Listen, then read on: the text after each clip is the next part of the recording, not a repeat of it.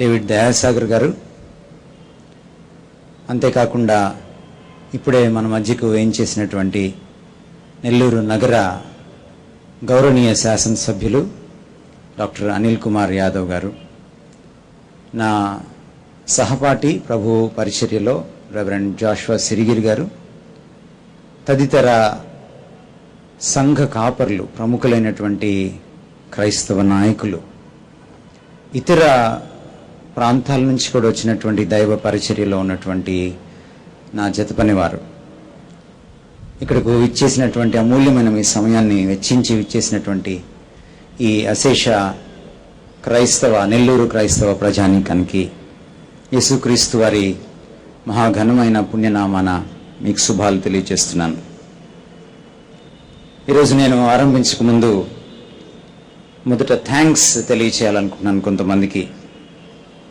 ఒకటి, చాలా సహాయ సహకారాలు అందిస్తూ మనకు వినులు విందు చేస్తున్నటువంటి సంగీతకారులు, అలాగే గాయకులు, గాయనీమణులైనటువంటి వారిని ఆల్రెడీ పరిచయం చేయడం జరిగింది. అంతేకాకుండా ఏది సత్యం సభలకు వెన్నుదన్నుగా ఉండి, వెనుక ఉండి, కనపడకుండానే అద్భుతమైన నైతిక మద్దతు ఇచ్చినటువంటి నెల్లూరు జిల్లా సంఘ కాపరులందరికీ కూడా కరములు మోడ్చి చేతులు జోడించి నేను కృతజ్ఞతలు తెలియజేస్తున్నాను. మీ సహాయ సహకారాలు లేకుండా ఇది జరగదు. మూడవది, వెరిటాస్లో ఉన్నటువంటి కొందరు సభ్యులు, అది బ్రదర్ విజయ్ కుమార్ కావచ్చు, బ్రదర్ వరకుమార్ కావచ్చు, పాస్టర్ ప్రేమ్ కావచ్చు, లేకపోతే కళ్యాణ్ కావచ్చు, చక్రి కావచ్చు, ఇంకెవరైనా కావచ్చును, చాలా కష్టపడుతున్నారు. వాళ్ళ శ్రమదానం ఈ ఫలం. అలా కనపడకుండా ఇంకా వెనకుండి ప్రార్థన చేస్తున్న వాళ్ళందరికీ కూడా నేను కృతజ్ఞతలు తెలియజేసుకుంటున్నాను వినమ్రంగా. ఈ రెండవ రోజున కృతజ్ఞతల తర్వాత కొన్ని అపోహలు కూడా, నేను అప్రిహెన్షన్స్ని కూడా, అనుమానాలని, సందేహాలను కూడా పటాపంచలు చేయాలనుకుంటున్నాను. ఏది సత్యం అని మేము మాటి మాటికి చెప్పినప్పుడు, టైటిల్ కూడా దానికి పెట్టినప్పుడు మీకు ఒక ప్రశ్న ఉత్పన్నం కావచ్చు. ఏమిటి, మా అందరిది అసత్యము, మీరు చెప్పేదే సత్యమా అని. మా ఉద్దేశం అది కాదు. మా ఉద్దేశం ఏమిటంటే, ఏది సత్యమో తెలుసుకోవాలంటే వెరిటాస్ చెప్పిందే సత్యం అన్నది కాదు మా ఉద్దేశం. సత్యం ఏ సంఘంలోనైనా చెప్పచ్చు, ఉంది. అన్ని సంఘాలు సంపూర్ణమైన అసత్యంతో లేవు. అయితే అక్కడక్కడ అసత్యం దొవ్వుచులాడుతుంది, వాటిని తొలగించుకోవాలి, సత్య మార్గంలోకి మళ్ళీ రావాలి. అందుకని ఏది సత్యం అని మేము అంటున్నప్పుడు వెరిటాస్ వారు చెప్పేదే సత్యం అన్నది కాదు మేము చెప్తోంది. వాక్యం ఏది ప్రబోధిస్తుందో అదే సత్యం అని చెప్పడానికి వచ్చామంతే. ఇది మీకు నేను క్లియర్ చేయాలనుకుంటున్నాను. వెరిటాస్ కూడా ఆత్మ పరీక్ష చేసుకోవాలి ఈ వాక్యపు వెలుగులో. కనుక ఏది సత్యం అని మేము అంటూ చాలా అసత్య బోధల్ని మేము దునుమాడుతూ, విశ్లేషిస్తూ, ఖండిస్తూ ఉన్నప్పుడు మా దుగ్ధలో గర్వం లేదు, అహంకారం లేదు, మేము ఒక్కలమే సత్యం చెప్తున్నామని. వాక్యమే సత్యము, అందుకనే ఆ వాక్యాన్ని అక్కడ ముద్రించడం జరిగింది. ఇదే సత్య ప్రమాణం. మరొక అపోహ నేను తొలగించాలనుకుంటుంది ఏమిటంటే, ఏ డినామినేషన్ అనేది ప్రాముఖ్యం కాదు, ప్రశ్న కాదు. మనం క్రీస్తు వారమా కాదా అన్నదే ప్రశ్న అని నేను అన్నప్పుడు, డినామినేషన్ పేర్లన్నీ తీసేయాలా అని మీకు అనుమానం వచ్చింది. మీ పేర్లు అలాగే ఉంచుకోండి, ఏం పర్వాలేదు. బ్యాప్టిస్ట్ వారు బ్యాప్టిస్ట్గానే పిలువబడండి, లూథరన్స్గానే పిలువబడండి, ఇబ్బంది ఏం లేదు. ఎల్ఈఎఫ్ వారు ఎల్ఈఎఫ్గానే ఉండండి, బక్సింగ్ వారు బక్సింగ్గానే ఉండండి, బ్రదర్ వారు బ్రదరన్గానే ఉండండి, ఇబ్బంది ఏం లేదు. కానీ క్రీస్తును హైలైట్ చేయండి. అది మేము చెప్పాలనుకుంటుంది. క్రీస్తును హైలైట్ చేయండి అని మేము అంటున్నప్పుడు డినామినేషన్ ప్రాముఖ్యమైంది కాదు, దేవుడే ప్రాముఖ్యం అని మేము చెప్తున్నప్పుడు, క్రీస్తే ప్రాముఖ్యం అని చెప్తున్నప్పుడు ఎక్కడో ఒక మూల కొంతమందికి వీళ్ళు క్రీస్తు సంఘం వాళ్ళ అనేటువంటి ఒక అనుమానం వస్తుందేమో. కాదు అని నేను చెప్తున్నాను సభాముఖంగా. వెరిటాస్లో అన్ని డినామినేషన్స్ ఉన్నాయి, పెంటికోస్టల్స్ కూడా ఉన్నారు. ఇది సంఘం కాదు, సంఘానికి సాయం చేసే ఒక సహవాసం, ఒక ఇన్స్టిట్యూట్, ఒక విద్యాలయం, వేద విద్యాలయం, వాక్యానికి సంబంధించిన విద్యాలయం. ఇందులో అన్ని సంఘాలు వాళ్ళు ఉంటారు. అందుకనే మేము వెరిటాస్ బైబిల్ క్లాసెస్ పెట్టేటప్పుడు సాధ్యమైనంత వరకు 99.99% ఆదివారం పెట్టాం. ఎందుకంటే మేము సంఘానికి సహకారులమే. సంఘం ద్వారా, సంఘం క్రింద సంఘాలతో కలిసి పనిచేస్తాం. మేము సంఘం కాదు, క్రీస్తు సంఘం అంతకంటే కాదు. ఏంటి, ఒక ప్రత్యేకమైన సంఘం ఉంది కదా, ఆ విధంగా క్రీస్తు సంఘం కాదు. వాక్యానుసారంగా మనం అందరం క్రీస్తు సంఘ సభ్యులమే. సో ఈ అపోహ నేను తొలగించాలనుకుంటున్నాను. కాపర్ల గురించి ఎప్పుడైనా నేను కొంచెం గట్టిగా మాట్లాడితే దాని అర్థం ఏమిటంటే, మీకంటే గొప్ప కాపరినని కాదు, నాకు సంఘం లేదు, చచ్చిపోయేదాకా చర్చ్ పెట్టను. ఇది నా వాగ్దానం. సంఘాలకు సాయపడతానంతే. నా అధికారం నాది కాదు, వాక్యం ఇచ్చిన అధికారంతో మాత్రమే మిమ్మల్ని నేను మందలిస్తున్నాను, హెచ్చరిస్తున్నాను, పురికొల్పుతున్నాను, ప్రోత్సహిస్తున్నాను, ఒక కాషన్ ఇస్తున్నాను. కాపర్లుగా మీకు కొన్ని నైతిక బాధ్యతలు ఉన్నాయని గుర్తు చేస్తున్నాను. ప్రభు పట్ల ఉన్న రోషంతో కొన్నిసార్లు నా వాయిస్ పైకి వెళ్తుంది. మీ మీద కోపంతో కాదు, ఆ అనుమానం కూడా నేను పటాపంచలు చేయాలనుకుంటున్నాను. మేము కానుకలు పెట్టలేదు, కానుకలు పట్టలేదు, కానుకల కోసం చేయి చాపలేదు. మీకు తెలుసా సంగతి. అయినా దేవుడు మమ్మల్ని పోషిస్తున్నాడు అన్నప్పుడు మీకు ఎక్కడైనా ఓ అనుమానం ఉండుండొచ్చు, ఇది పైసా బ్యాచ్ అయి ఉంటుంది, పైనుంచి సహాయం వస్తోంది, ఫారెన్ ఫండ్ ఉంటుంది అని. ఇందాక డేవిడ్ దయాసాగర్ గారు మాట్లాడుతూ వెరిటాస్ ఇండియా ఇంటర్నేషనల్ అన్నారు. అలా మీరు అనుకోగానే మీరు బహుశా అలా అనుకుంటున్నారేమో. ఫారెన్ ఫండ్స్ వెరిటాస్ యాక్సెప్ట్ చేయదు, తీసుకోదు. ఇది కేవలం ఒక స్వదేశీ సహవాసం. భవిష్యత్తులో వచ్చినా తీసుకోదు. ఇది మా పాలసీ, ఫినాన్షియల్ పాలసీ. మిమ్మల్ని అడగని మేము విదేశీయులను ఎందుకు అడుగుతాం? అడగం. ఏ విధంగా ఇది ఇంటర్నేషనల్ అంటే, రేపు మలేషియాలో ఆరంభించబోతున్నాం, బహ్రెయిన్లో కూడా ఆరంభించబోతున్నాం. దేవుని చిత్తం అయితే వేరే వేరే దేశాల్లో వెరిటాస్ క్లాసెస్ నిర్వహిస్తాం. ఆ దిశగా ఆలోచించినప్పుడు ఇది అంతర్జాతీయ బైబిల్ ఇన్స్టిట్యూట్ అంతే తప్ప ఫండింగ్ దిశగా కాదు. సో దయచేసి ఈ విషయాలను మీరు గమనిస్తారని నేను అనుకుంటున్నాను. ఈ ఘట్టంలో నేను అసత్యం గురించిన విశ్లేషణ చేస్తాను.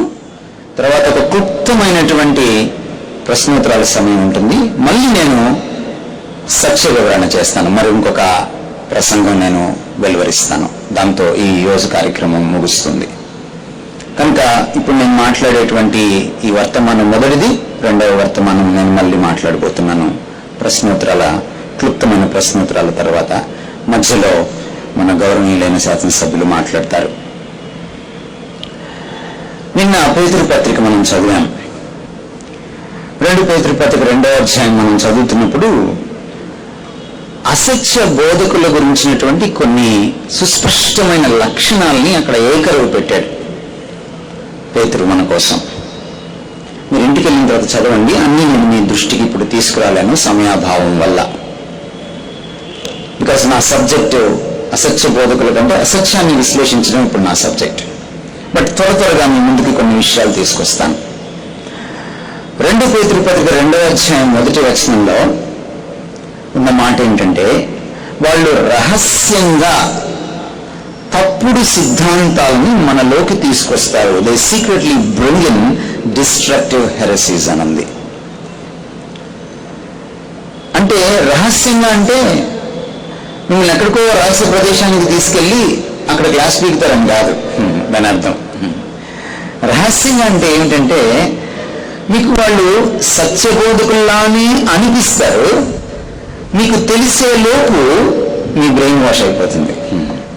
అంటే మీకు తెలియకుండా మీ మనస్సుల్లోకి అసత్యాన్ని చొప్పిస్తారు. డూప్లికేట్కి ఒక స్వభావం ఉంది, అది ఒరిజినల్కి చాలా దగ్గరలో ఉంటుంది, కానీ ఒరిజినల్ కాదు. ఇంకో స్వభావం కూడా ఉంది డూప్లికేట్కి. ఎక్కడ ఒరిజినల్ ఉందో దాని చుట్టుపక్కల అది తచ్చాట్లాడుతూ ఉంటుంది. మీకు ఈ ఉదాహరణ చెప్తే అర్థమవుతుంది. ఒక 500 రూపాయల దొంగ నోటు శ్రీలంకలో చలామణి అవ్వదు. ఇండియాలో ప్రింట్ చేసి శ్రీలంకలో ఎవరు చలామణి చేయరు. ఎందుకంటే అక్కడ 500 రూపాయలు ఉండదు, నోటు ఉండదు. అందుకని ఇట్టే పసిగట్టేస్తారు. అది అక్కడ ఏమాత్రం చలామణి కాదు. 500 రూపాయల దొంగ నోటు ఎక్కడ చలామణి అవుతుంది? ఎక్కడైతే, ఏ దేశంలో అయితే, ఏ రాష్ట్రంలో అయితే, ఏ జిల్లాలో అయితే, లేకపోతే ఏ పట్టణంలో అయితే 500 రూపాయల నోట్లు విరివిగా వాడుతున్నారో అక్కడే 500 రూపాయల దొంగ నోట్లను కూడా పంచుతారు, పంపిణీ చేస్తారు, చలామణి చేస్తారు మంచి నోట్లతో కలగలిపి. ఇది డూప్లికేట్కి ఉండేటువంటి లక్షణం. కాబట్టి అబద్ధ బోధకులు ఎక్కడ తచ్చాట్లాడతారనుకుంటున్నారు మీరు? వాళ్ళు ఎక్కడో ఉండరు, మన మధ్యలోనే ఉంటారు. మన టీవీల్లోనే ప్రసంగాలు ఇస్తారు, మన చర్చి ప్లాట్ఫామ్స్ మీదే మాట్లాడతారు. నేను వెళ్ళిపోయాక రేపు ఈ స్టేజ్ ఉండదు, మళ్ళీ ఆ తర్వాత ఈ విఆర్సీ గ్రౌండ్లోనే మాట్లాడతారు. అది తమరు గమనించాలని నేను చెప్తున్నా. అంటే మళ్ళీ నన్ను అపార్థం చేసుకుంటారు. ఏది సత్యం మీటింగ్లు తప్ప ఏ మీటింగ్లు పెట్టినా అబద్ధ బోధకుల మీటింగ్లు అని కాదు నా ఉద్దేశం. నా ఉద్దేశం ఏమిటంటే, మీకు అతి సమీపంలో మీ బెడ్రూమ్లో టీవీ చూసేటప్పుడు, మీ బెడ్ మీద పడుకొని మీరు వాట్సాప్ చూసేటప్పుడు, యూట్యూబ్ చూసేటప్పుడు, మీకు అతి సమీపంలో క్రైస్తవ నామంలోనే, క్రైస్తవ నాయకుల పేరిటనే వాళ్ళు వస్తారు. ముసుగు వీరులు వీళ్ళు. ఆ ముసుగు తీయడం చాలా అవసరం. అందుకనే అబద్ధ బోధకుల్ని గుర్తించడం చాలా కష్టం. ఎందుకంటే వాళ్ళు అచ్చం అసలు బోధకుల్లానే ఉంటారు, పోజు కొడతారు. ఇందాక దీని గురించి చెప్పారు డేవిడ్ దయాసాగర్ గారు, చైర్మన్ గారు. పాట కూడా పాడించారు, పఠింపు శ్రేష్ఠ గ్రంథం బైబిల్ అని. ఇది ఎవరికైతే క్షుణ్ణంగా తెలుస్తుందో నేను చెప్పినట్టు, వాళ్ళు ఈ సత్యబోధకుల మధ్య, సత్య సంఘాల మధ్య కలగలిసిపోయి కనిపించకుండా గొర్రె చర్మం కప్పుకొని లోపల తోడేళ్లుగా ఉన్న వీళ్ళని గుర్తించగలుగుతారు. వాళ్ళ గురించి ఇంకా ఏముందంటే, వాళ్ళు అపవిత్రపుట ఆశలకు, పోకిరి చేష్టలకు బానిసలు. అందుకనే వాళ్ళ పరిభాష వేరుగా ఉంటుంది. వాళ్ళ నాలుక ట్రిప్లెక్స్ సోప్తో కడిగినా వాళ్ళకి సంస్కారం ఉండదు, రాదు వాళ్ళకి. వాళ్ళు స్టేజీ పైన చాలా అందంగా మాట్లాడతారు, స్టేజ్ దిగిన తర్వాత వాళ్ళ నోట బూతులు వస్తాయి. ఇంగ్లీష్లో సెన్షువాలిటీ అని ఉంది. అనేకులను తమ సెన్షువాలిటీ, తమ అపవిత్రపు ఆశల వైపు మళ్ళిస్తారు. అంతేకాదు, వాళ్ళకు ఇంకొక లక్షణం కూడా ఉంది. పేతురు చెప్తున్నాడు దివ్య గ్రంథమైన బైబిల్లో, వాళ్ళు అధిక లోభులు. వాళ్ళకి డబ్బు యావ ఎక్కువ. అందుకని మీటింగులు పెడతారు, వాళ్ళు అడుక్కుంటారు. వాళ్ళ పనుల్లో ఏమిటంటే, వాళ్ళు ప్రసంగం చేస్తుంటే కింద స్క్రోలింగ్ వెళ్తూ ఉంటుంది, అకౌంట్ నెంబర్.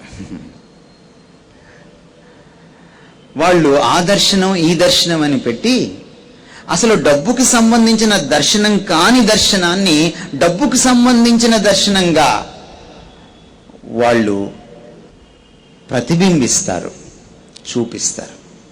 బైబిల్లో డబ్బుకు సంబంధించిన ఒక్క దర్శనం కూడా లేదు. కానీ ఈరోజు దౌర్భాగ్యం ఏమిటంటే బైబిల్లో ఉన్న ఓ పేరు తీసుకొని దాని పక్కన దర్శనం అని పేరు పెట్టి డబ్బు అడుక్కుంటున్నారు. డబ్బు అడుక్కుంటే దర్శనం బైబిల్లో లేదు అసలు. మీరు చదవండి బైబిల్ ఆమూలాగ్రంగా. అందుకనే వాళ్ళకి మరొక లక్షణం ఏమిటంటే డబ్బు యావ ఉంటుంది వాళ్ళకి. మీ నెల్లూరు పట్టణంలోనే ఓ గొప్ప దైవజనుడు వచ్చి కవర్లు ఇస్తే కవర్ లోపల పెట్టుకుండే లోపే ఆ కవర్ లోపల ఉన్నటువంటి డబ్బుల్ని వేళ్లతో లెక్కేస్తున్నాడు. మరి బ్యాంకులో పనిచేసే వాళ్ళకి కూడా కవర్ లోపల ఉన్న డబ్బులు అలా లెక్కేయడం వచ్చో లేదో నాకు తెలియదు. ఈయనకి డబ్బు అంత అంటే సుపరిచితం. ఇలా లెక్కేస్తూ ఇంకొక ఆయన డబ్బులు అడుగుతున్నాడు. ఈయన గొప్ప దైవజనుడు పేరుకి. అంటే కవర్ ఇస్తే ఎంత ఇచ్చారని జోబులో పెట్టే లోపే దాన్ని ఇలా తౌడుతున్నాడు అనమాట. ఎక్కడుంది మనసు? ఇవి వీళ్ళ లక్షణాలు. వీళ్ళు కల్పనా వాక్యాలని కల్పిస్తారు. బైబిల్లో ఒక వాక్యం ఉంటుంది, దాన్ని కల్పిస్తారు. లేనిపోని వాక్యాల్ని తెచ్చి పెడతారు. బైబిల్లో వాస్తుండదు కానీ బైబిల్లో వాస్తుందని చెప్తారు. బైబిల్లో కులం ఉండదు కానీ బైబిల్లో కులం ఉందని చెప్తారు. బైబిల్లో డబ్బు గురించినటువంటి యావను బైబిల్ ఎప్పుడు కూడా ప్రేరేపితం చెయ్యదు. కానీ డబ్బు యావ తప్పు కాదని చెప్తారు. 2-3 భార్యలు ఉండడం తప్పు కాదంటారు. ఏం దావీదుకు లేరా అంటారు. కల్పనా వాక్యాలు కల్పిస్తారు. ఇవన్నీ రాసి పేతురు ఒక బలమైన, కఠినమైన, ఖచ్చితమైన మాట అంటాడు. దేవుడు వీళ్ళ భరతం పడతాడంటాడు. వీళ్ళని వదిలిపెట్టాడు దేవుడు అంటాడు. ఆ మాట అన్నకు ముందు ఇంకో మాట అంటాడు, దేవదూతల్ని వదిలిపెట్టలేదు దేవుడు అంటాడు. దేవదూతలు పాపం చేస్తేనే వదిలిపెట్టని దేవుడు వీళ్ళని ఎలా వదిలిపెడతాడంటాడు. సుధుమ గుమర్రా పట్టణాలను నాశనం చేసిన ఉగ్రుడైనటువంటి మహాపరిశుద్ధుడైన దేవుడు వీళ్ళని ఎలా వదిలిపెడతాడంటాడు. మీరు వాళ్ళని చూసి చూడనట్టు ఉంటారేమో, మీరు వాళ్ళకి డబ్బులు కూడా ఇస్తారేమో, కానీ దేవుడు వాళ్ళని వదిలిపెట్టాడు. ఈరోజు మీ పోస్టర్స్లో, పాంప్లెట్స్లో మేము దేవుడిచ్చిన ధైర్యంతో ప్రింట్ చేసినటువంటి కొన్ని తప్పుడు బోధల్ని నేను మీ ముందు విశ్లేషిస్తాను. మనం పాపులం కాదు. ఇది ఈ మధ్య పెట్టరేగిపోతున్నటువంటి తప్పుడు బోధ. పెద్ద పెద్ద సెలబ్రిటీ స్పీకర్స్ దీన్ని ప్రమోట్ చేస్తున్నారు. యేసుక్రీస్తుని అనుసరిస్తే, క్రైస్తవుడైతే, యేసు శిష్యుడైతే సుఖభోగాలే. నీ ప్రతి బాష్ప బిందువుని తుడిచేస్తాడని బైబిల్లో ఉంది. ఎప్పుడు? యేసుప్రభు వచ్చాక ఆ లోకంలో, ఆ రాబోయే కొత్త బంగారు లోకంలో. ఆ మాటను తీసుకొచ్చి ఇక్కడ పెట్టి సందర్భం నుంచి బయటికి లాగి మాట్లాడుతున్నారు. జన్మ పాపం లేదు. దేవుడిచ్చే గర్భఫలం కదా, స్వాస్థ్యం కదా, బహుమానం కదా బిడ్డలు. వాళ్ళు పాపులు ఎలా అవుతారు? జన్మ పాపం లేదు.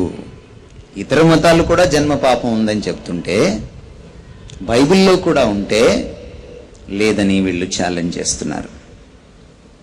యేసుక్రీస్తుని హెబ్రీ భాషలో పిలిస్తే తప్ప నువ్వు మోక్షం సిద్ధింప చేసుకోలేవు, పరలోకం నీకు ప్రసాదించబడదు అని చెప్తున్నారు.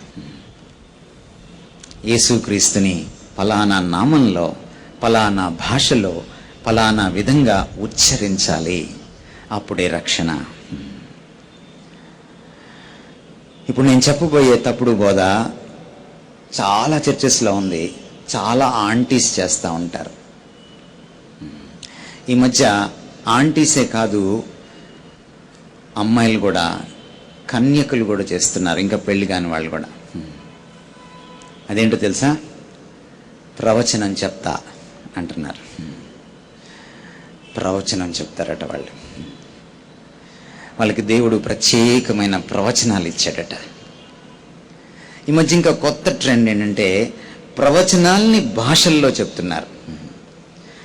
అసలు కొత్త నిబంధనలో దేవుడిచ్చిన ఆత్మవరాల్లో భాషలు ఒక వరం, ప్రవచనాలు మరొక వరం. ఏ రెండు వరాలని దేవుడు ఎప్పుడు ఓవర్లాప్ చేయలే. పాపం వీళ్ళకి ఒక కొత్త ఐడియా వచ్చింది, భాషల్లో ప్రవచనాలు చెప్తున్నారు. వీళ్ళే భాషలు మాట్లాడతారు, వీళ్ళే ట్రాన్స్లేషన్ చేస్తారు. పాత రోజుల్లో ఒక మాట ఉండేది, సామెత, కూటి కొరకు కోటి విద్యలని. బతక నేర్చినటువంటి దైవ సేవకులు వెళ్ళు. ఈరోజు ఈ తప్పుడు బోధల్ని మీ ముందు నేను విశ్లేషించాలనుకుంటున్నాను. చెవులు రిక్కించుకొని వినండి, రాసుకోవాలనుకుంటే రాసుకోండి. నెంబర్ 1, మనం పాపులం కాదు. నేను చెప్పాను, నేను ఒక ఊరికి వెళ్ళేటప్పటికి ఇటీవల కాలంలో మనం పాపులం కాదని అక్కడ ఉన్నటువంటి వాళ్ళని చేతులెత్తించి ప్రతిజ్ఞ చేయించి వెళ్ళాడు ఓ దైవజనుడు. ఒక మీటింగ్లో ఆయన అంటాడు, పాపం వాళ్ళు శుభమాని చర్చిలోకి వచ్చి కూర్చుంటే వాళ్ళని పాపులు అంటారు ఎందుకయ్యా? ఇంకా మీకు పని పాట లేదా? మనం అనట్లా, దేవుని గురించిన దివ్య గ్రంథం అంటోంది, ఇతర మత గ్రంథాలు కూడా అంటున్నాయి. మనుధర్మశాస్త్రం 2వ అధ్యాయంలో ఎప్పుడో రాశాడు మనువు, పాపోహం పాపకర్మాహం పాపాత్మా పాప సంభవాత్ రాహిమాం కృపయాదేవ శరణాగత వత్సలే అన్యదా శరణం నాస్తే. బైబిల్లో కూడా రాశారు, నీతిమంతుడు లేడు, ఒక్కడునూ లేడు, ఏ భేదమును లేదు, అందరూ పాపము చేసి దేవుడు అనుగ్రహించిన మహిమను పొందలేకపోతున్నారు.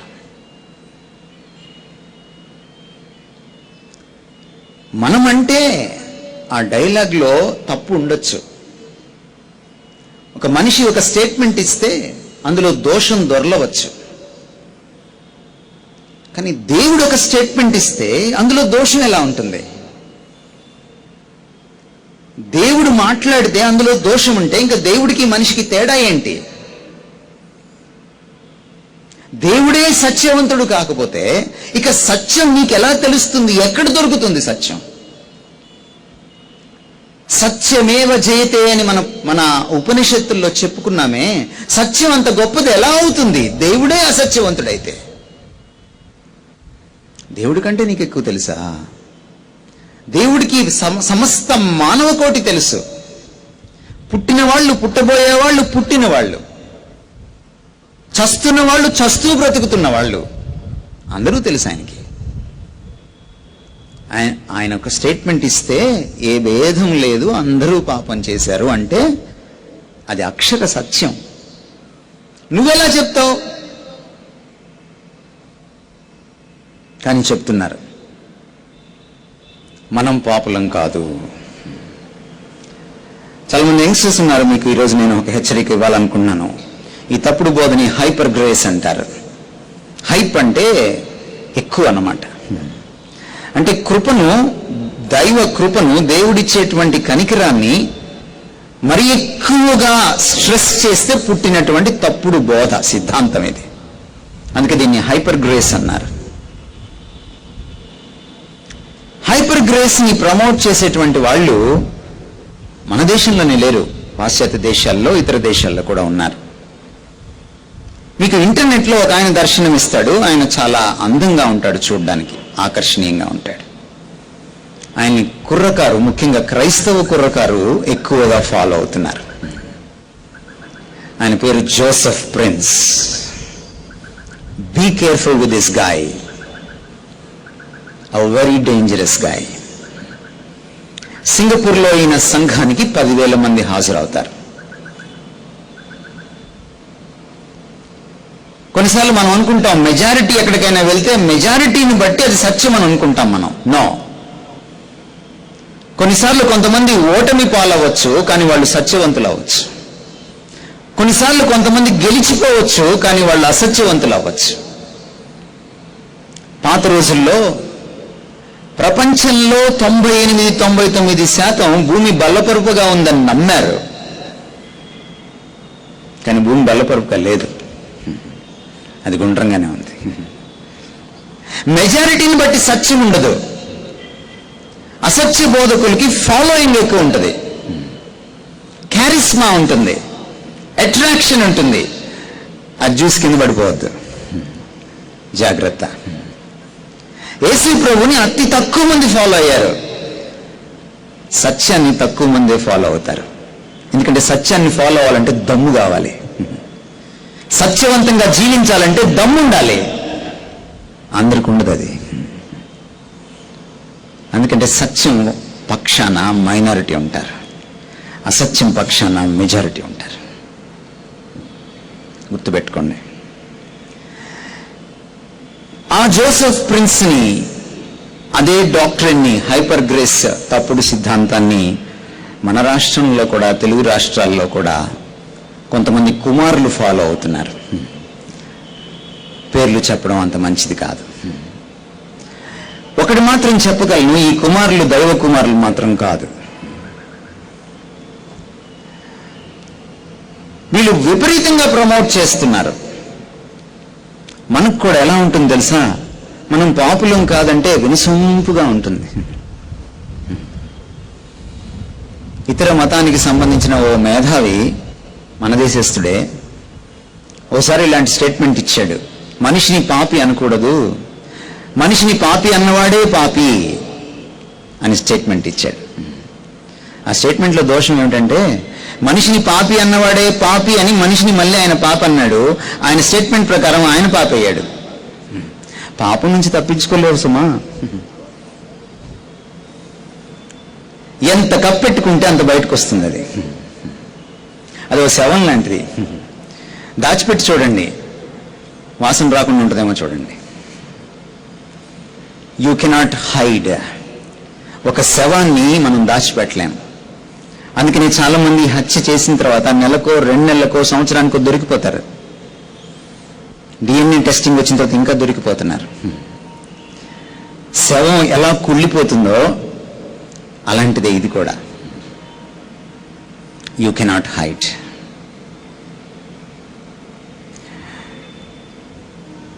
బైబిల్ ఏం చెప్తోంది? బైబిల్లో ఉన్న మాటలు చూడండి. 1 యోహాను పత్రిక. మీకెంత వినసొంపుగా ఉన్నా మనం పాపులం కాదని బైబిల్ అసత్యం చెప్పదు, సత్యమే చెప్తుంది. బైబిల్ మనిషిని దైవపుత్రులుగా, దైవపుత్రికలుగా అభివర్ణించింది 1 పేజీలో. బైబిల్ మనిషిని దేవుని స్వరూపాలుగా, పోలికలుగా, ప్రతిరూపాలుగా, ప్రతిబింబాలుగా అభివర్ణించింది మనిషిని. బైబిల్ ఎప్పుడు కూడా అసమతుల్యంగా మాట్లాడదు, ఇంబ్యాలెన్స్డ్గా మాట్లాడదు, న్యాయబద్ధంగా మాట్లాడుతుంది. పాజిటివ్ ఉంటే పాజిటివ్ చెప్తుంది, నెగిటివ్ ఉంటే నెగిటివ్ చెప్తుంది, నెగిటివ్ మాత్రమే చెప్పదు. 1 పేజీలోనే చెప్పింది బైబిల్ మనిషిని దేవుడు తన పోలికలో చేసుకున్నాడు, సృజించుకున్నాడని. కానీ అదే బైబిల్ చెప్తుంది మరో పేజీలో, ఆ మనిషి పాపం చేసి దేవుని ప్రతిరూపాన్ని చిన్నాభిన్నం చేసుకున్నాడు. ఈరోజు అది శిథిలావస్థలో ఉంది. మనిషి తన ఒరిజినాలిటీని కోల్పోయాడు, పాపిగా పరిణమించాడు. 1 యోహాను పత్రికలో అందుకని చాలా ఘాటైన మాటలు ఉన్నాయి వీళ్ళ కోసం. జోసెఫ్ ప్రిన్స్ 1 యోహాను పత్రికను చదవాలి, మన కుమారులు కూడా చదవాలి. 8వ వచనంలో ఈ మాట ఉంది. 8వ వచనంలో ఈ మాట ఉంది. ఒకవేళ మనలో పాపం లేదని చెప్పుకుంటే, మనం పాపులం కాదని చెప్తే, నెంబర్ 1 మనల్ని మనమే మోసం చేసుకుంటున్నాం. చదువుకోండి, మీ చేతుల్లో బైబిల్స్ ఉన్నాయి కదా. మనల్ని మనమే మోసం చేసుకుంటున్నాం. నెంబర్ 2, మనము అబద్ధికులం, మనలో సత్యం లేదు. ఏది సత్యం? మనం పాపులం ఇప్పుడు. అది సత్యం. ఒకప్పుడు మనం దేవుని లాంటి వాళ్ళం, అది సత్యం. కానీ ఇప్పుడు మనం పాపులం. ఇంకొంచెం ముందుకెళ్ళి 10వ వచనంలో బైబిల్ ఇలా చెప్తోంది, మొదటి అధ్యాయం యోహాను పత్రికలో, దేవుణ్ణి కూడా అబద్ధికుణ్ణి చేయడానికి ప్రయత్నిస్తాం. సో జోసెఫ్ ప్రిన్స్ ఎవరిని అబద్ధికుణ్ణి చేయడానికి ప్రయత్నిస్తున్నాడు? సాక్షాత్తు దేవుణ్ణి అబద్ధికుణ్ణి చేయని. కుమారులు ఎవరిని అబద్ధికుణ్ణి చేయడానికి ప్రయత్నిస్తున్నారు? చెప్తున్న కుమారు జోసెఫ్ ప్రిన్స్ అబద్ధికులు దేవుణ్ణి కూడా అబద్ధికుణ్ణి చేయడానికి విఫలయత్నం చేస్తున్నారు. ఇది మహాపాపం. నేను పాపిని కాదు అనడమే మహాపాపం. ఇలా నాలాంటి వాళ్ళు ఎవరో చెప్తే జోసెఫ్ ప్రిన్స్ ఓ పుస్తకం రాశాడు. పిచ్చి వాళ్ళారా, ప్రకాష్ నీకేం తెలుసు, మొదటి యోహాను పత్రిక క్రైస్తవుల కోసం రాయలేదు, అది బయటున్న వాళ్ళ కోసం రాశాడు. నేనేమంటున్నానో తెలుసా, క్రైస్తవులు పాపులు కాదు, బయటోళ్ళు పాపులు అంటున్నాను, మనం పాపులం కాదు అని జోసెఫ్ ప్రిన్స్ చెప్పుకొచ్చాడు తన పుస్తకంలో. విజయవాడలో ఓ అమ్మాయి దాన్ని ట్రాన్స్లేట్ చేస్తూ చెయ్యకముందు నా దగ్గరికి వచ్చింది పొరపాటున. వద్దు తల్లి, ట్రాన్స్లేషన్ చేయబోకు, ఇంగ్లీష్లో ఉంటేనే ఇంత పరిస్థితి ఉంది, తెలుగులోకి వస్తే ఇంకా చాలా మంది నాశనం అవుతారని చెప్పాను. జోసెఫ్ ప్రిన్స్ మొదటి అధ్యాయమే చదివాడేమో, 2వ అధ్యాయం కూడా చదవాలి. 2వ అధ్యాయం మీరు చదివితే 2వ అధ్యాయం మొదటి 2 వచనాలు ఇలా ఉంది, మనలో ఎవడైనను పాపము చేసిన ఎడల యేసుక్రీస్తును ఉత్తరవాది తండ్రి వద్ద మనకు ఉన్నాడు. ఆయన మన పాపముల నిమిత్తమే కాదు, ఇతరుల పాపం నిమిత్తం కూడా, లోకస్తుల పాపం నిమిత్తం కూడా ప్రాయశ్చిత్తమై ఉన్నాడని ఉంది. అంటే బైబిల్ ఏం చెప్తుందంటే, లోకస్తులే కాదు పాపం చేసింది, మన పాపము, మనము కూడా పాపులము అని చెప్తోంది. అందుకనే ఆ పత్రిక చదివితే మొదటి భాగంలోనే అది విశ్వాసులకు, క్రైస్తవులకు రాసిన పత్రికగా కనపడుతుంది. రచయిత అంటాడు, మన సహవాసమైతే తండ్రి అయిన దేవునితో. అంటే ఎవరికి రాశాడు? మనకే. అంటే మన పాపములను మనము ఒప్పుకొని ఎడల అని ఎవరిని అంటున్నాడు? మనల్నే. అబద్ధ బోధకులు అబద్ధాన్ని గోడ కట్టినట్టు ఆడేస్తారు. ప్లాస్టింగ్ చేసిన తర్వాత, బాంబే ప్లాస్టింగ్ చేసిన తర్వాత మీరు కనుక్కోలేరు. Yes, we are sinners.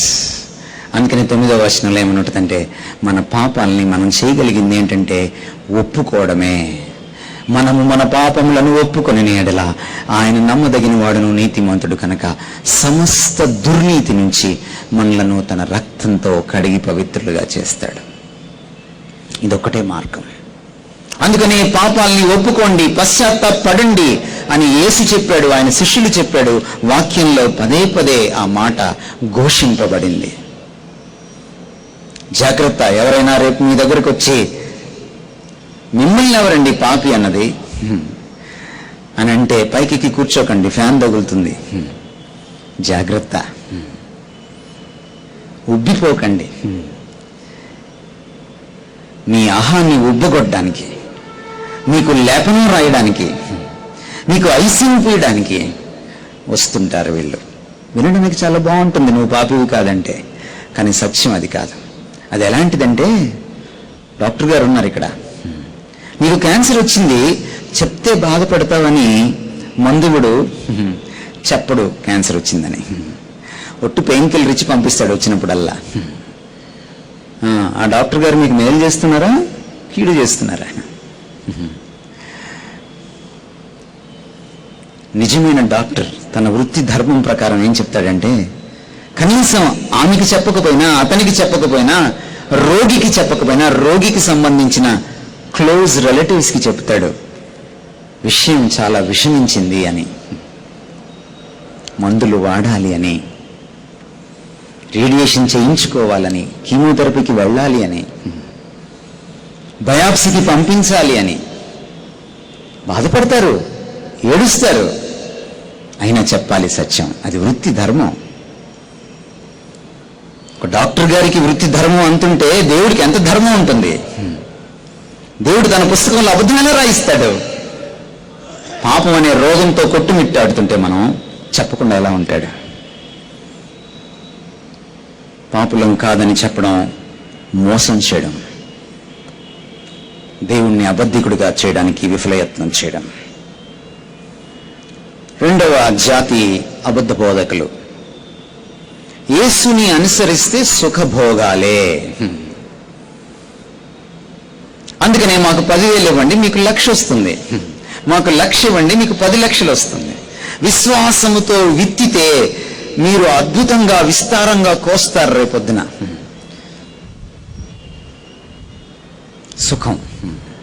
సుఖం మరిగిన దైవజనులు, దొంగ దైవజనులు వీరు. యేసుప్రభు ఎప్పుడు సుఖం మరగల. రబ్బీ ఎక్కడ కాపురం ఉంటున్నావు అని అడిగితే, నక్కలకు బొరియలున్నాయి, ఆకాశ పక్షులకి కూడా గూళ్ళున్నాయి, నాకు తలదాచుకోవడానికి చోటు లేదన్నాడు ఆయన. అందరికీ తలదాచుకోవడానికి శరణ్యమైన దేవుడు ఈ లోకానికి దిగొస్తే ఆయనకి తలదాచుకోవడానికి చోటు లేదు. అంత నిరాడంబర జీవిగా జీవించాడు ఆయన. సుఖభోగాలుగా అలవాటు పడలా. అందుకని తన శిష్యులుగా మారడానికి వచ్చిన వాళ్ళని, తనను అనుసరించడానికి వచ్చిన అనుచరుల్ని ఆయన ముందుగానే హెచ్చరించాడు. లోపలికి వచ్చిన తర్వాత చెప్పి మోసం చేయలా. అయ్యా నిన్ను అనుసరిస్తాం, నీ శిష్యులుగా చేరతాం అంటే కండిషన్ ముందే చెప్పేశాడు. ఏమన్నాడు తెలుసా? ఎవడైనా నా శిష్యుడు అవ్వాలంటే సిలువనెత్తుకొని, అంటే శ్రమ గుండా రావాలి. నా శిష్యరికం పూలబాట కాదు, ముళ్ళబాట. మర్చిపోయారా బైబిల్ని? ఎక్కడైనా చెప్పాడా మీరు నన్ను వెంబడిస్తే మీకు కార్లు వస్తాయి, బంగ్లాలు వస్తాయి, మీ అమ్మాయిలకి అమెరికా సంబంధాలు వస్తాయి, మీరు మాటిమాటికి ఫ్లై అయిపోతారు చెప్పాడా? మీరు పాలరాళ్లతోటి 5 కోట్లు 6 కోట్లు 10 కోట్లతో సంఘాలు కట్టుకుంటారు, జైజాంటిక్ చర్చెస్ కట్టుకుంటారు చెప్పాడా? నవ్వా? యేసును తప్పుగా ప్రతిబింబించడం కదా ఇది. క్రైస్తవం అంటేనే క్రీస్తు తత్వం. క్రీస్తు తత్వమే సిలువ తత్వం. సిలువ లేకపోతే క్రీస్తు లేడు. అందుకని మేము క్రీస్తును ప్రకటిస్తున్నాం అనలేదు పౌలు, సిలువ వేయబడిన క్రీస్తును ప్రకటిస్తున్నాం అన్నాడు. సిలువను క్రీస్తును వేరు చేయలేము. సిలువనెత్తుకొని ఆయన్ను వెంబడించాలి, శ్రమ గుండా వెళ్ళాలి. క్రైస్తవుడైన ప్రతి ఒక్కడు కష్టాన్ని ఆహ్వానించాలి, తప్పదు. క్రైస్తవుడి దమ్ము ఏంటంటే, యేసుక్రీస్తు శిష్యరికంలో ఉన్న మాధుర్యం ఏమిటంటే, ఆయన శిష్యుడవ్వంగానే నీ కష్టాలన్నీ టూచ్ అని కొట్టాడు ఆయన. ఆయన శిష్యుడవ్వంగానే నీ కన్నీళ్ళన్నీ తుడిచేసాడు ఆయన. కష్టాలు ఇంకా ఎక్కువ అవుతాయి, అయినా కూడా నువ్వు లైఫ్ని ఎంజాయ్ చేస్తావు. అది మజా యేసుక్రీస్తుని వెంబడించడంలో. కష్టాల కడగండ్ల గుండా వెళ్తూ యేసును వెంబడించేవాడు సంతోషంగా నవ్వుతో ప్రపంచాన్ని, జీవితాన్ని, జీవితంలో గడ్డు సమస్యల్ని ఎదుర్కొంటాడు, ఆహ్వానిస్తాడు. ఆ దమ్ము ఒక్క క్రైస్తవుడికే.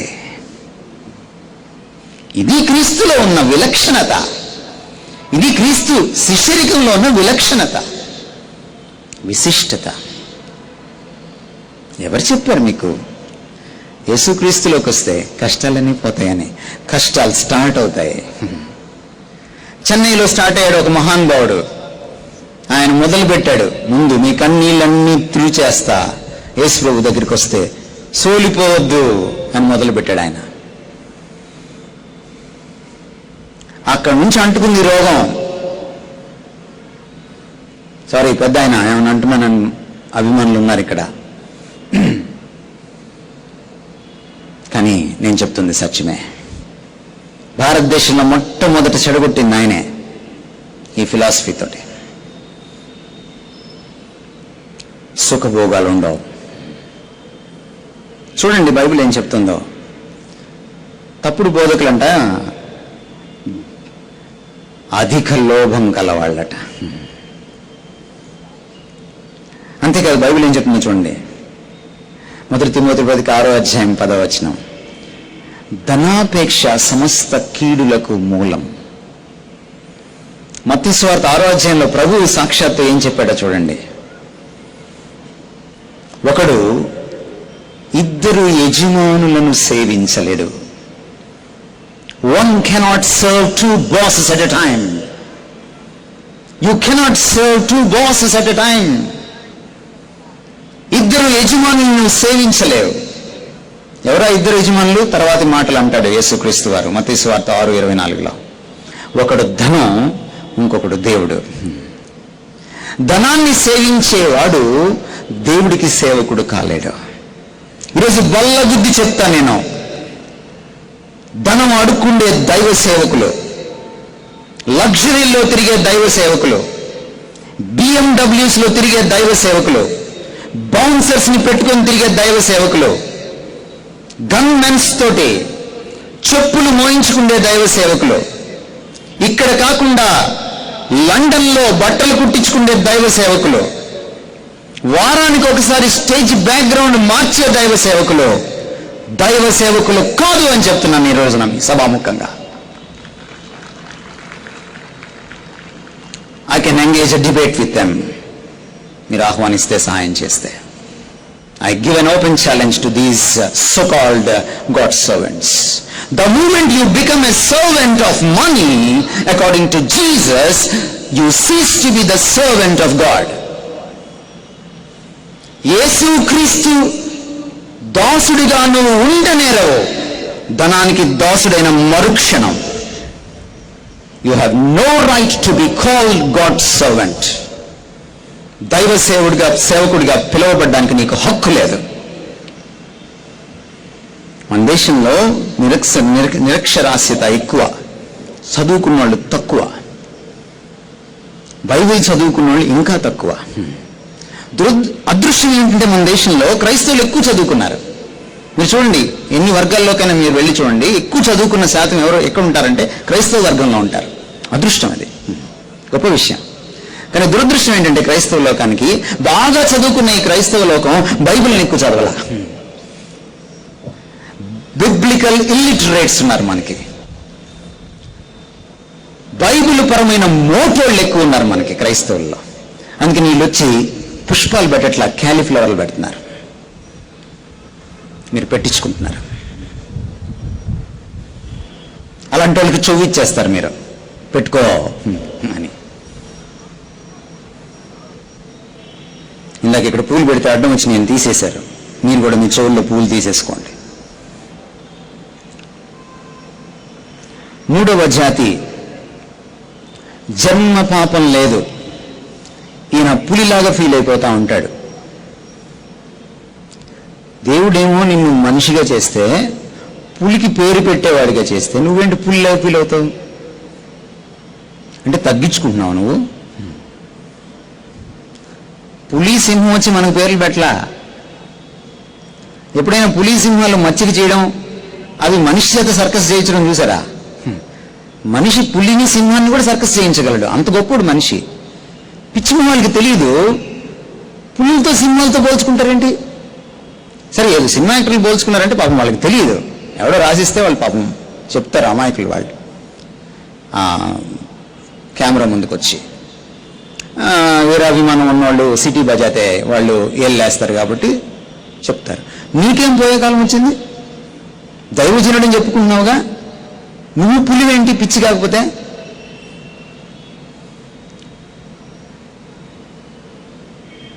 ఈ పులి అంటున్నాడు చూడండి, జన్మ పాపం లేదట. నాకు కొన్ని ప్రశ్నలకి ఈ పులి సమాధానం చెప్పాలి.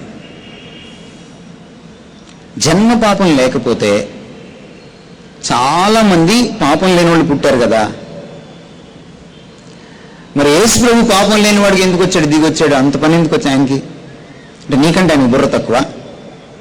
దేవుడికి నీకంటే బుర్ర తక్కువ? వాళ్ళలో ఒక్కరు చచ్చిపోయినా సరిపోతుంది కదండి. పాపం పాపక్షమాపణ జరిగిపోతుంది కదా, పాప పరిహారం జరిగిపోతుంది కదా. ఇతర శాస్త్రాలు కూడా ఘోషిస్తున్నాయి కదా, పవిత్ర రక్తం చిందించబడితే పాపం పోతుందని. ఒక్కడు జన్మపాపం లేకపోతే కొన్ని కోటాను కోట్ల మంది ఈరోజు పుడుతున్నారు. 2 సెకండ్లకు ఒకడు పుడుతున్నాడు. ఒక్కడిని పట్టుకొచ్చి బలిస్తే చాలు కదా, మా పాపాలన్నీ పోతాయి కదా. దేవుడు దిగొచ్చి బలి ఇవ్వాల్సిన అవసరమే వచ్చింది. సిలువ బలియాగం ఎందుకు?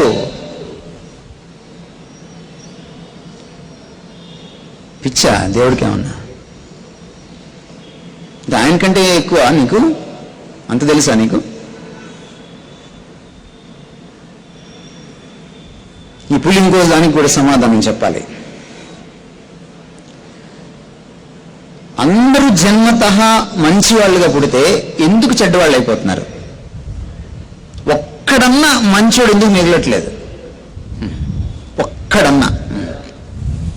ఎందుకని మన పూర్వీకుడు చాలా సంవత్సరాల క్రితమే పాపోహం పాపకర్మాహం, అహం చెడిపోయింది కాబట్టి నా కర్మ కూడా చెడిపోయింది అని ఎందుకు అన్నాడు? ఎందుకని మన పూర్వీకులు తాండీయ బ్రాహ్మణుల్లో సర్వ పాప పరిహారం రక్త ప్రోక్షణం ఆవశ్యకం, తత్రక్తం పరమాత్మేణదై ఉండాలి, అది దేవుడిదై ఉండాలి, పుణ్యదాన బలియాగం పుణ్యమైనదై ఉండాలి, దానముగా ఇచ్చిందై ఉండాలి, బలియాగంగా మరొకటి స్థానంలో రక్తం చిందించాలని ఎందుకు చెప్పారు? బైబిల్ చెప్పిన మాటల్ని వేదాలు కూడా ఎందుకు చెప్పాయి? ఒక్కడుంటే దేవుడు ఎందుకు రావాలి? తత్రక్తం పరమాత్మేణదై ఎందుకు అవ్వాలి? పులి సమాధానం చెప్పాలి. పోనీ ఈ పులి పాపం లేకుండా పుట్టాడా? ఈ పులి కడుపులో పుట్టిన పులి పిల్లలు పాపం లేకుండా ఉన్నారా? ఏం మాట్లాడుతున్నావు నువ్వు?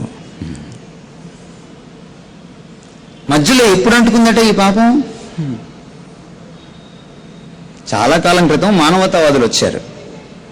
అప్పటికి ఇంకా మొదటి ప్రపంచ యుద్ధం కూడా రాలా. మానవతావాదులు వచ్చి అన్నారు, ఏమయ్యా క్రైస్తవులు మీరు అందరినీ పాపులు అంటున్నారు, చాలా తప్పిది. అసలు మనిషి అంటే ఎవడనుకున్నారు? మనిషికి రక్షకుడు, పాపం నుంచి బయటకు రావడం ఇదంతా అవసరం లేదు. మనిషి స్వతసిద్ధంగా మంచివాడయ్యా, వాడి ఆంతర్యంలో మంచింది. మరి ఎందుకయ్యా మనిషిలో ఇంత చెడుంది? కుళ్ళు, కక్ష, కార్పణ్యం, అసూయ, రాగద్వేషాలు, కామ, క్రోధ, లోభ, మోహ, మదమాత్సర్యాలు ఇన్ని ఎందుకు చోటు చేసుకున్నాయా మనిషి గుండెల్లో? కంటే అది మనిషి తప్పు కాదయ్యా, ఒరిజినల్ గా వాడు మంచోడే, చుట్టూ ఉన్న సమాజం మార్చేసిందయ్యా, వాడిని చెడగొట్టిందయ్యా అన్నారు మానవతావాదులు. ఎంత పిచ్చితనం అండి! చుట్టూ ఉన్న సమాజం ఎవరు? వాళ్ళు మనుషులే కదా. వాళ్ళని కుక్కల నక్కల సముదాయమా? కుక్కల నక్కల సమాజం అది కాదే. చుట్టూ ఉన్న మనుషులు నన్ను పాడు చేశారా? నేను కదా 10 మందిని పాడు చేసేది. ఒక కంప్యూటర్కి వైరస్ వస్తే 10 కంప్యూటర్లకు వెళ్తుంది వైరస్. ఆ మాత్రం తెలీదా? కంప్యూటర్ యుగంలో జీవిస్తున్నారు మానవతావాదులు. ఆ తర్వాత నోరు మూసుకున్నారు. పాప ఆ కాలం చెల్లిన వాటిని మళ్ళీ ఈ టీవీ 9లో, టీవీ 5లో బాబు గోగినేని మానవతావాది మాట్లాడుతున్నాడు. కాలం చెల్లిపోయిన అవుట్డేటెడ్ ఫిలాసఫీస్ మాట్లాడుతున్నాడు ఆయన. ఫస్ట్ వరల్డ్ వార్కి ముందు విర్రవీగినటువంటి మానవతావాదులు ఆ తర్వాత నోటి మీద వేలేసుకున్నారు. ఎందుకో తెలుసా? మొదటి ప్రపంచ యుద్ధంలో మనిషి విపరీతమైన తన వికార బుద్ధి, వికృత బుద్ధి చూపించాడు. రెండవ ప్రపంచ యుద్ధంలో మళ్ళీ మనిషి హిట్లర్ లాంటి వాళ్ళు, ముస్సోలినీ లాంటి వాళ్ళు భయంకరమైన వికృత చేష్టలు చేశారు. నార్మన్ మైలర్ అనేటువంటి అమెరికన్ ఫిలాసఫర్ ఇలా అంటాడు, there is beastliness in the marrow of this century అంటాడు. 20వ శతాబ్దం గురించి మాట్లాడుతూ, there is beastliness in the marrow of this century. ఈ శతాబ్దపు నరాల్లో మృగతత్వం జీర్ణించుకుపోయింది అంటాడు. నువ్వు స్వతసిద్ధంగా మంచివాడవైతే ఇంత మృగతత్వం, ఇంత క్రూరత్వం, ఇంత వికృత చేష్టలు నీకు ఎక్కడి నుంచి వచ్చాయి? The Bible is right, you are basically a sinner. పుట్టుకతో కూడా పాపివే. 4వ బ్యాచ్, 4వ జాతి అబద్ధ బోధకులు ఇలా అంటారు, ప్రవచనం చెప్తా నేను ఎత్తిన చెయ్యేస్తారు వాళ్ళు. ప్రవచనం చెప్తా అంటారు. జాగ్రత్త, బైబిల్లో రాయబడిన మాట ఏమిటంటే, ఇది ప్రవచనం. దేవుడు 2 ప్రవచనాలు ఇస్తే 2 ప్రవచనాలు ఒకదానితో ఒకటి క్లాష్ అవ్వవు. అదే మీకు గుర్తు. ఇది దైవ ప్రవచనం అని క్రైస్తవులంతా అన్ని డినామినేషన్స్ నమ్ముతాయి. ఒకవేళ ఏదన్నా ఆంటీ అంకుల్ మీ దగ్గరికి వచ్చి ప్రవచనం చెప్తానంటే చెప్పండి అంటే అని రాసుకోండి, దాన్ని దీంతో చెక్ చేసుకోండి. ప్రవచనాలు అంటే ఇంకో మాట చెప్పాలి, కళ్ళు మూసుకుని అటు ఇటు తిరుగుతూ స్టేజ్ మీద త్వరలో ఒక ఏరోప్లేన్ పడిపోద్ది అని చెప్పడం కాదు. ఏరోప్లేన్ పడిపోద్ది అని ప్రవచనం ఎవరికి చెప్పాలండి? ఏరోప్లేన్ పైలట్కి చెప్పాలి. నీకు చెప్తే ఎట్లా? దానివల్ల ఏంటి లాభం? ఈ పిచ్చి ప్రవచనాలను చూసి మీరు అనుకుంటున్నారు, అబ్బా అయ్యగారు ప్రవచనం చెప్పేశారు. అసలు ముందు మీకు వచనం వస్తే ప్రవచనం తెలుస్తుంది. మీకు వచనాలు తెలియదు కదా, అందుకే మీకు ప్రవచనాలు తెలియదు. ముందు బైబిల్ వచనాల్ని చదవండి, వంచింపబడరు. వచనాల్ని క్షుణ్ణంగా అర్థం చేసుకోండి. మా చెల్లి ప్రెగ్నెంట్గా ఉన్నప్పుడు ఒక ఆస్ట్రేలియన్ ప్రవక్త కోయర్లో కలిసి చెప్పాడు, బ్యూలా నీకు అబ్బాయి పుడతాడు అని ప్రవచనం చెప్పాడు. అమ్మాయి పుట్టింది. దేవుడు చెప్పాడు ముందే. నా ప్రవక్తకి బయట ప్రవక్తకి తేడా ఏంటంటే, అసలు ప్రవక్తకి అబద్ధ ప్రవక్తకి తేడా ఏంటంటే, వాళ్ళు 100 ప్రవచనాలు చెప్తే 99 రైట్ అవ్వచ్చు, ఒక్కటి తప్పైనా వాడు నా ప్రవక్త కాదు. ఒక్కటి తప్పైనా, note this point your honour. నా ప్రవక్త 100 ప్రవచనాలు చెప్తే 100 కరెక్ట్ అవుతాయి, వాడే నా ప్రవక్త. Take care. నేను ముగిస్తున్నాను. సిగ్నల్ వచ్చింది కళ్యాణ్ దగ్గర నుంచి. బైబిల్ చదవండి. బైబిల్ చదివితే మీకు సత్యం ఏంటో అర్థమవుతుంది. వాక్యమే సత్యం. కాబట్టి సత్యాన్ని ఎంత దగ్గరగా తెలుసుకుంటారో అసత్యాన్ని అంత తొందరగా మీరు పసిగడతారు. చదివేటప్పుడు మీకు థియాలజీ కాలేజీకి వెళ్ళక్కర్లేదు. దావీదులాగా మనస్సు లోతుల్లోంచి ప్రార్థన చేయండి. మీ ధర్మశాస్త్రమందలి ఆశ్చర్యకరమైన సంగతులు చూచినట్లు నా కళ్ళు తెరువు. అడగండి, అడుగుడి, మీకు ఇవ్వబడను. May the Lord bless you. God bless you.